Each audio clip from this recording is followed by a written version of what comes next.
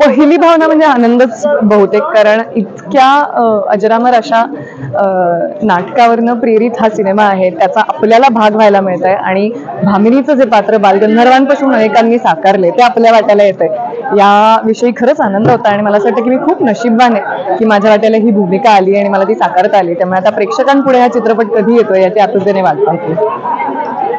मला असं वाटतं की प्रत्येक नवीन कलाकृती हे कलाकारासाठी आव्हानात्मकच असतं आणि ह्या सिनेमात सुद्धा मला असं वाटतं की तो काळ पुन्हा उभा करणं.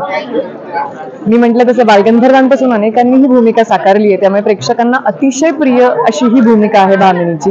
ती पुन्हा एकदा चांगल्या पद्धतीने पार पाडता येणं आणि तुम्ही सिनेमा पाहिल्यावर तुमच्या लक्षात येईल काय काय विविध अजून त्याच्यात प्रयोग केले गेले आहेत, मला काय काय गोष्टी करायला लागल्या, त्या सगळ्याच व्यवस्थित पार पाडता याव्या हीच इच्छा होती.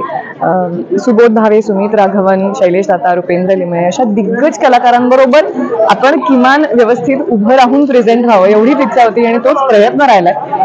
मला असं वाटतं की या आव्हानाला सामोरं जाण्यासाठी सगळ्यात जास्ती महत्वाची भूमिका ज्यांनी साकारली आहे तो म्हणजे सुबोध भावे, आमचा दिग्दर्शक. आणि त्याच्या मदतीने, त्याच्या मार्गदर्शनाखाली मला जेवढे जमेल तेवढं मी करण्याचा प्रयत्न केलाय, अशी आशा आहे की प्रेक्षकांना ती भावेल. मला असं वाटतं खूप काळानंतर मराठीत अशा पद्धतीचा एक सांगीतिक चित्रपट येतोय ही सगळ्याच प्रेक्षकांसाठी सर्वार्थाने पर्वणी ठरणार आहे. संगीताची तर पर्वणी आहेच, अभिनयाची पर्वणी आहे. मला असं वाटतं व्हिज्युअली सुद्धा ही खूप मेजवानी असणार आहे खऱ्या अर्थाने प्रेक्षकांसाठी. त्यामुळे प्रेक्षकांनी हा थिएटरमध्ये जाऊनच सिनेमा पाहावा, अजिबात चुकवू नये. आणि मला तरी असं वाटतं की प्रेक्षकांना जे पाहायला आवडेल ते आम्ही त्यांना देण्याचा प्रयत्न केला आणि प्रेक्षक त्याला नक्कीच उचलून धरतील.